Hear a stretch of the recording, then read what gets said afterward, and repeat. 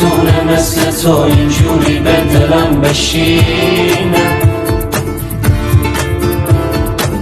تیکه تیکه های قلبم و کنار هم بچینه.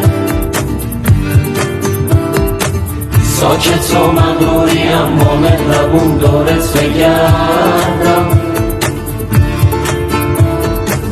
آخه کی مثل تو میشه عشق منحصر به فردم.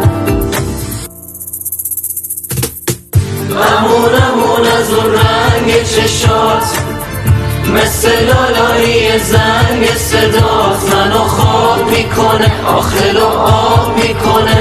یه